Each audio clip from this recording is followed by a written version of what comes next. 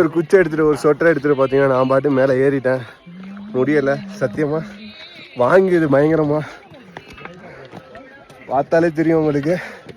Himalayas பயங்கரமாக வாங்குது guys. சுத்தமாக முடியல.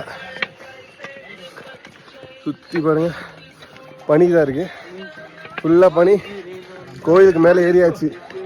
அந்த எண்டுலேருந்து இவ்வளோ தூரம் ஏறி வந்திருக்கோம். இந்த சன்செட்டை பார்க்க தான் காலைல வரணும்னு நினச்சேன். சன்செட்டை பார்க்க முடியல. பரவாயில்ல, சன்செட் இல்லைனாலும் சூப்பராக இருக்குது கைஸ். பார்த்தாலே தெரியும் உங்களுக்கு.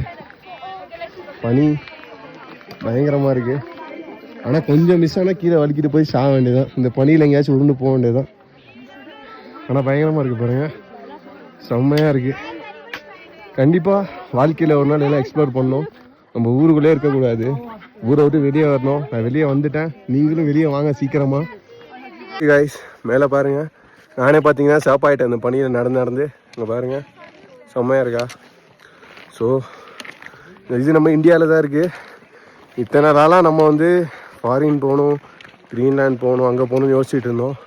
ஃபஸ்ட்டு இந்தியாவுக்காங்க இதெல்லாம் சுற்றி பாருங்கள், அப்புறமேட்டு ஃபாரின் போகலாம்.